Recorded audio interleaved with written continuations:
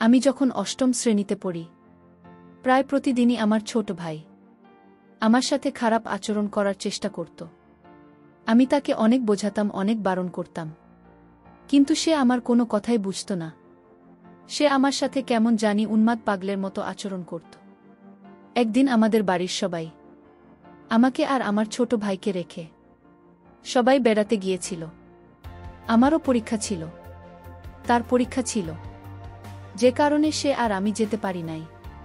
কিন্তু এই সুযোগে আমার ছোট ভাই ঘরের দরজা বন্ধ করে আমার সাথে যা করল, তা শুনলে বন্ধুরা তোমাদের মাথা ঘুরে যাবে। বন্ধুরা, গল্পটি অনেক ইন্টারেস্টিং। আশা করি তোমরা পুরো গল্পটি খুব মনোযোগ সহকারে শুনবে। তবে গল্পটি শুরু করার পূর্বে তোমাদের নিকট আমার একটি ছোট্ট অনুরোধ, তোমরা অবশ্যই আমার চ্যানেলটি সাবস্ক্রাইব করে আমাকে সাপোর্ট করবে। হ্যালো বন্ধুরা, আমি রিমা। আমি যখন খুব ছোট তখন আমার বাবা মারা যায়। আমার মা অন্য আরেকজনকে বিয়ে করে সেই ঘরে আমার ছোট একটি সৎ ভাই ছিল। ছোট ভাই আমার সাথে সবসময় খারাপ আচরণ করার চেষ্টা করত। ব্যাপারটা আমার ভাল লাগত না, আর ভয়ে কাউকে কিছু বলতেও পারতাম না। আমি ব্যাপারটা আমার মাকে বলি, মা উল্টে আমায় বকা দেয়। তারপর থেকে আমি ভয়ে কাউকে কিছু বলিনি। অষ্টম শ্রেণীতে ওঠার পর একদিন বাড়িতে কেউ ছিল না, ওই সবাই দাওয়াত খেতে গেছে। সেই সুযোগে ছোট ভাই কোথা থেকে এসে আমার উপর পশুর মতো ঝাঁপিয়ে পড়ল। আমার চিৎকার দিয়েও কোনো রক্ষা হলো না। এরপর থেকে ছোট ভাই প্রায় সময় আমার উপর ঝাঁপিয়ে পড়ত, আর মাঝে মাঝে ছোট ভাই আমাকে টাকা দিত। যখন আমি ক্লাস 10-এ উঠলাম, তখন বুঝতে পারলাম আমি কনসিভ হয়ে গেছে। যখন আমি কনসিভ করি তখন ব্যাপারটা বুঝতে পারিনি। আমি আর ব্যাপারটা আরও পরিষ্কারভাবে বুঝতে পারি ক্লাস 9-এ শারীরিক শিক্ষা বই থেকে। আমার তখন মাথা ব্যথা, বমি ভাব ছিল, কিছু খেতে পারতাম না। আর ব্যাপারটা যখন বুঝতে পারে, তখন মা আমাকে জিজ্ঞেস করে, কি হয়েছে তোর? আমি কিছুই বলি না। অবশেষে মাকে ব্যাপারটা বলতে আমি বাধ্য হয়েছি। আমার মুখ থেকে মা এরকম ধরনের কথা শুনে অবাক হয়ে গেল, আর আমাকে অনেক বকাবকি করতে শুরু করল। এর আগে আমি আর আমার ভাইকে ব্যাপারটা বলেছিলাম, কিন্তু বিশ্বাসে কোনো মানে নেই নাই। মা এসব কথা শোনার পর মা আমার ভাইকেও এই ব্যাপারটা নিয়ে জিজ্ঞাসাবাদ করেন। সে উল্টো আমাকে অত্যাচার করে বলে, এটা আমার না। আমি বললাম, এত বছর ধরে আমার সাথে সম্পর্ক করলেন যে আমি সবাইকে বলে দেব। সে আমাকে হুমকি দিয়েছে, বলল তোর খবর আছে। আমিও ভয় পেয়ে যাই। এসব কথা শোনার পরও মা আমাকে অনেক মারধর করে। ব্যাপারটা গোপন রাখে বাবা ভাইদের কাছ থেকে, আর বলে, এটা কার বাচ্চা, কার থেকে পাপ আমার ছেলের উপরে ছেড়ে দিয়েছিস, আরও অনেক কথা। পরে মা বাচ্চাটা গোপনে নষ্ট করে ফেলে। তারপর আমাকে আর স্কুলে যেতে দেয় না। আমি স্কুলে যাওয়ার কথা বলে যেতে হবে না তোর স্কুলে। তারপর মা তড়িঘড়ি করে আমার বিয়ের জন্য বাবাকে বলে, বাবা তো এমনিতেই আমাকে দেখতে পারে না, তাই কোনোরকম চাইছে আমাকে বিদায় করতে, কারণ আমি তো উটকো ঝামেলা। এর মধ্যে আমার ছোট ভাই মালয়েশিয়া চলে যায়। আমি ওই সময় অনেকবার মরতে চেয়েছি, কিন্তু পারিনি। অনেক মানসিক হতাশায় ভুগেছিলাম। এরপর একটা ছেলে আসে আমাদের পাশের গ্রামে। বাবা মা কোনো খোঁজখবর না নিয়ে আমাকে বিয়ে দিয়ে দেয়। কি অদ্ভুত ব্যাপার! বিয়ের দিন আমার কপালে একটা নাকফুল জোটেনি। আমার বাবা বলেছে, পাত্রপক্ষের কাছে আমার বাবা বলেছে, আমি তার কোনো মেয়ে না, আমি তাদের বাসায় কাজের মেয়ে। তাদের বাসায় আমি থাকি। ছোটবেলা থেকেই তারা আমাকে মেয়ের মতোই দেখে, এবং এভাবেই তারা আমাকে মানুষ করেছে। আমার সৎ বাবার মুখে এরকম কথা শুনে কষ্টে আমার বুকটা ফেটে যাওয়ার মতো অবস্থা হয়েছিল। যাই হোক, শ্বশুর বাড়িতে আসলাম। একদম ভাঙাচোরা ঘর, 2টা রুম মাত্র। ঘর দেখে মাথা ঘুরে গেল। আমার বর আমাকে বিয়ে করে নিয়ে এসে কোথায় গেছে সেটাও আমি জানি না। শ্যামলা গায়ের রং বলে যা দেখলাম। আমাকে খাটের উপর বসানো হলো। আমার শ্বশুর শাশুড়ি কেউ নেই। আমার বর এতিম, তারও কেউ নেই। তার বাবা মা মারা যাওয়ার সময় এই বাড়িটা তাকে দিয়ে গেছে। তার যে জন আত্মীয় স্বজন আছে, তারা আমার বরকে পরিচয় দেয় না। আমি রাতে বরের অপেক্ষা করতে করতে ঘুমিয়ে গেলাম। সেই রাতে আসলো না। সে এলো ভরে, তাও আবার মাতাল হয়ে। সে কোনো কিছু বলা ছাড়াই মাতাল হয়ে পাগলের মতো আমার এখানে ঝাঁপিয়ে পড়ল। আমি কাঁদতে লাগলাম। কি হলো আমার কপালে, সারা জীবনেও সুখ পেলাম না। পরের দিন ঘুম থেকে উঠে বাথরুম খুঁজতে লাগলাম। ঘরে আর কেউ ছিল না, তাই তাকেই দেখলাম। সে আমাকে খুব খারাপ ভাষায় গালি দিয়ে বলল, ঘুমাতে দেয়। আমিও আর কিছু বলিনি। ঘরের আশেপাশে একটা কলম ছিল না। এখন অন্যের বাড়ি থেকে পানি আনতে হয়। আমি নতুন বউ, কোথায় যাব? কিছুই চিনি না। সেদিন আমার বড়দিনের 2টা বাজে ঘুম থেকে উঠল। উঠে বলল, বাদ দাও। আমি ভাত দিলাম। তারপর তাকে বললাম, আচ্ছা বাথরুম কোথায়? সে আমাকে একটি জঙ্গলের ভেতরে নিয়ে গেল। একটি খোলামেলা বাথরুম। কি বলবো, বাড়ি থেকে অনেক দূরে একটা জঙ্গলের মতো জায়গা।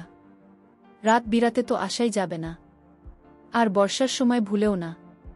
তারপর সে একটা বাড়ি দেখা, ওখান থেকে পানি আনতে বলল, আর রাস্তার পাশে মসজিদের পুকুর থেকে গোসল করতে বলল। আমাকে আমার বাপের বাড়ি থেকে কেউ দেখতে আসত না। দিন যেতে লাগল, আর তার অত্যাচার বাড়তে লাগল। অহেতুক গালাগালি করা। আমাকে বিয়ের 7 দিন পরে এদিন রাতে মারতে শুরু করল। সে মদ খেয়ে মাতাল হয়ে আসছে। সে সময়টা কি জঘন্য সময় ছিল বন্ধুরা, তোমাদেরকে বলে বোঝাতে পারবো না। খুব লজ্জা লাগত। অন্যের বাড়ি থেকে পানি আনতে যেতে, তারপর পুকুরে গোসল করতে হতো। আমি 2 দিনেও গোসল করতাম না, লজ্জায়। আর এভাবে খোলামেলা পরিবেশে আমার গোসল করে তো অভ্যাস নেই। আর রাতের বেলায় বাথরুমে যেতাম না। বাথরুমে না যাওয়ার জন্য একদম কম খেতাম। আর তার তো কোনো খবরই থাকতো না। সে ঠিকমতো কাজও করত না। একদিন বাজার আনলে 10 দিন আনত না। বিয়ের 1 মাস পর আমাদের বাড়ি যায়। গিয়ে মাকে জড়িয়ে ধরে কান্না করি। আর মা আমাকে বলল, এত ধম করতে হবে না, অনেক ঠম করেছ বাড়িতে। একদিন থাকার পর বাবা বল, কি রে, যাবি না? বিয়ে দিয়ে দিয়েছি, এখানে কি? শ্বশুর বাড়ি যা। তাদেরকে আমি সবকিছু খুলে বলার পরেও তারা আমাকে কোনোভাবেই বিশ্বাস করতে পারছে না। আরও আমাকে বিভিন্নভাবে তিরস্কার করতে শুরু করল। তারপর আমার হঠাৎ বলে উঠল, বিয়ে দিয়েছি, এটাই অনেক। তারপর মাকে বললাম, মা, ওমা, আমি তো তোমার মেয়ে, কেন আমার সাথে এমন করলে তুমি? মা বলল, পেট বাঁধানোর সময় মনে ছিল না। আমি এটা বলতে পারলাম না যে বাহিরের মানুষ না, ঘরের মানুষই এই কাজ করেছে। এরপরও সব মেনে নিলাম, আর নিজে নিজেই যুদ্ধ শুরু করলাম। শ্বশুর বাড়িতে এলাম, মনোবল আরও শক্ত করলাম। এখানে আমাকে থাকতে হবে। কিন্তু বর প্রতি রাতে মদ খেয়ে মাতাল হয়ে আসত। বিয়ের 1 মাস পর চালের কথা বললাম। ঘরের চাল ডাল কিছু ছিল না। চালের কথা বলার সাথে সাথে মারত। আমি বিয়ের 1 মাস পর থেকেই মানুষের বাড়িতে কাজ করতাম। তারা যা দিত, চাল ডাল, তাই খেতাম। আমার মা আমার একবারও খোঁজ নেয়নি। মানুষের ধান ছাড়া বাড়িঘর মুছে, এক কথায় দাসীর কাজ করতাম। আর এতে তারা যা দিত তাই খেতাম। কারণ আমার স্বামী বাজার করত না, আর সে কাজও করত না। বিয়ের সময় আমাকে আমার বাপের বাড়ি থেকে 1 জোড়া কানের দুল আর চেইন দেয়। একদিন সন্ধ্যাবেলায় এসে বলে, তোমার চিন্তা দাও তো। সাধারণত সে সন্ধ্যাবেলায় কখনো বাড়ি আসে না। আমি সরল বিশ্বাসে তাকে চেনটা দিয়ে দিলাম, কারণ সে তো আমার স্বামী, আর এই দুনিয়াতে সে ছাড়া আমার কেউ নাই। তাকে বিশ্বাস না করে তো আমার উপায়ও নাই। সে যখন মাতাল হয়ে বাড়ি ফিরে, আমি তাকে কিছু বললাম না। সকালে চীনের কথা জিজ্ঞেস করতেই আমাকে বলে, তোর বাড়ি থেকে আমাকে 1000 টাকা ছাড়া আর কি দিয়েছে? আমিও মার খেয়ে পড়ে রইলাম। কি বলব, কিছু বলার শক্তি এবং সাহস কোনোটাই আমার ছিল না। আর প্রায় সে আমাকে যৌতুকের জন্য নির্যাতন করত না। পারতাম বাঁচতে আর না পারতাম মরতে। মানুষের বাড়িতে সারাদিন কাজ করার পরেও ঘরে এসে আমাকে কাজ করতে হতো। রান্নার জন্য লাকড়ি আর পাতাটাও আমাকে খুঁজে আনতে হতো।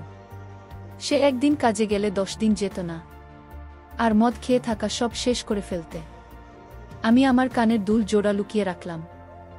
এরপর একদিন রাতে সে একটা বন্ধুকে নিয়ে আসে। সাথে তারা খাওয়ার জন্য কত কি আনে, আমিও খেললাম। আমার খুব মজা লাগল। কিন্তু এর কিছুক্ষণ পরেই আমার খুব ঘুম আসলো। ঘুম থেকে উঠে অনুভব করলাম আমার শরীরে খুব ব্যথা। ব্যথার জন্য উঠতেও পারছিলাম না। আর সেদিন কাজেও গেলাম না। মানুষের বাড়ি থেকে খাবার পানি আনতে গেলে তারা অনেক রকম কথা বলতো।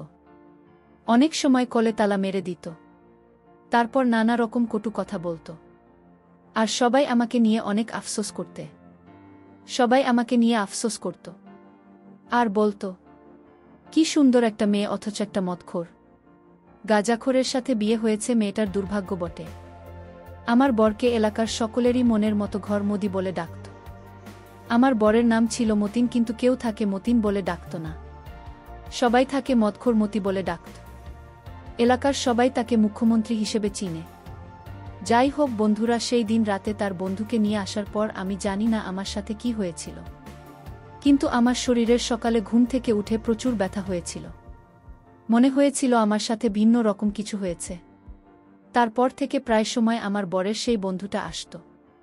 আর সে যেদিন আসত সেদিন আমার খুব ঘুম আসত। তো একদিন সন্ধ্যাবেলায় আমার বরের বন্ধুরা আমার ঘরে আসে, আমাকে খুব খারাপ আচরণ করার চেষ্টা করে। সেটা আমি আবার আমার বরকে বলি।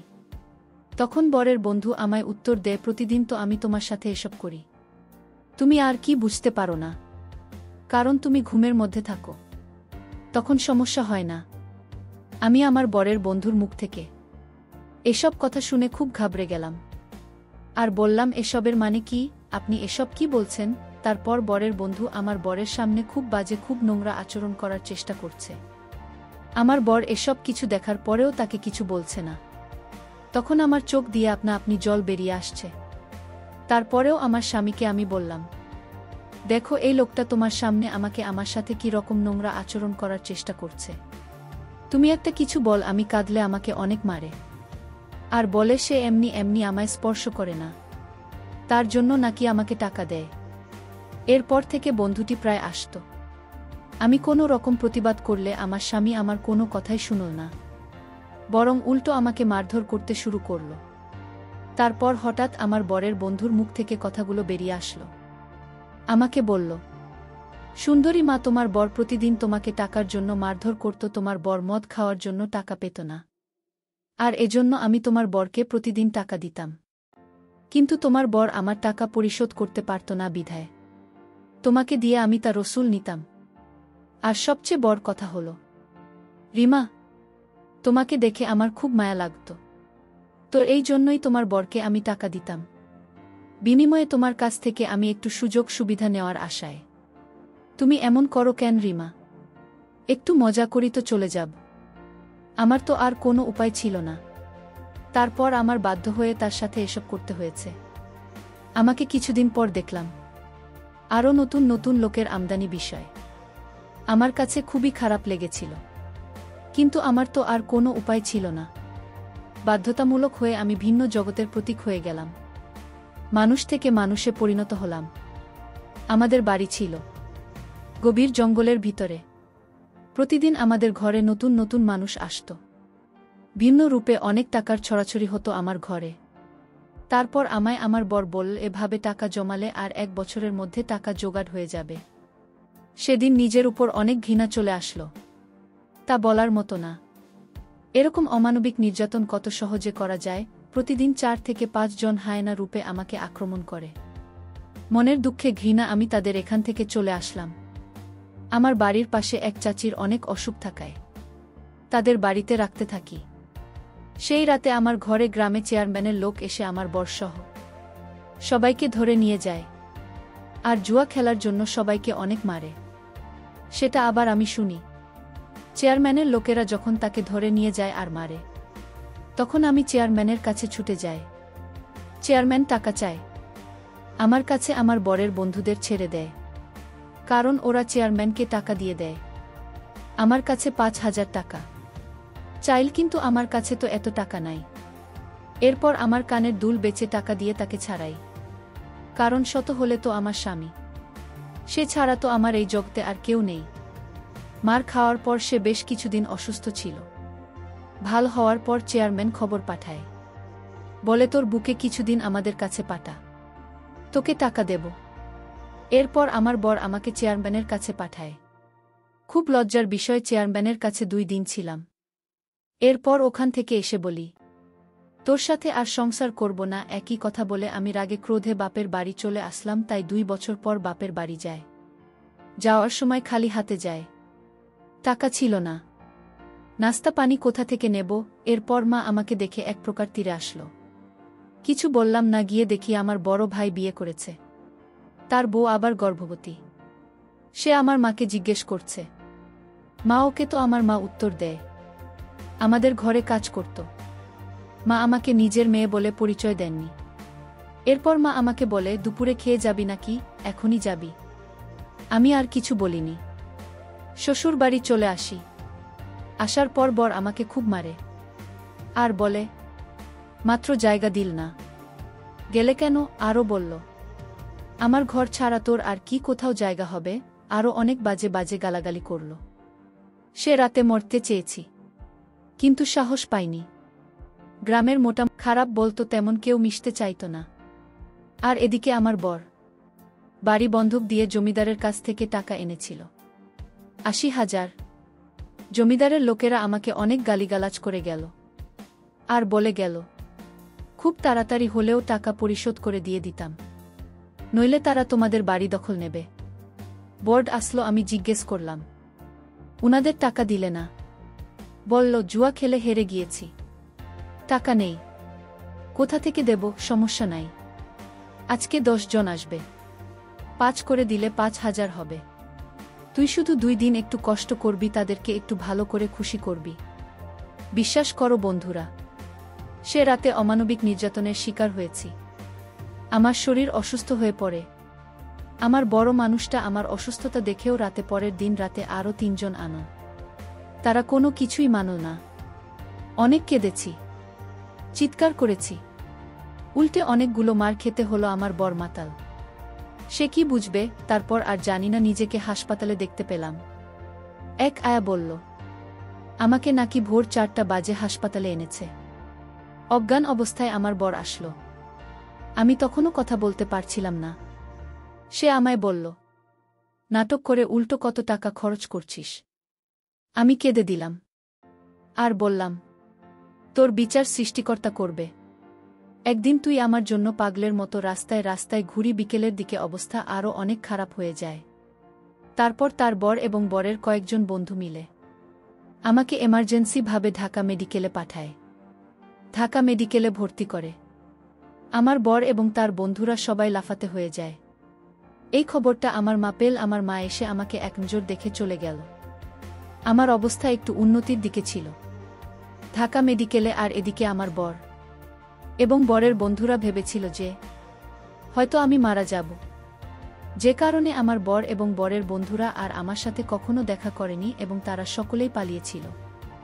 আর এদিকে আমার মা ও যে একবার দেখা করে এসেছিল আর আমার কোনো খোঁজ খবরই নেয়নি। এভাবে ঢাকা মেডিকেল দীর্ঘ ১ মাস থাকার পর আমি আস্তে আস্তে একটু সুস্থ হতে শুরু করলাম।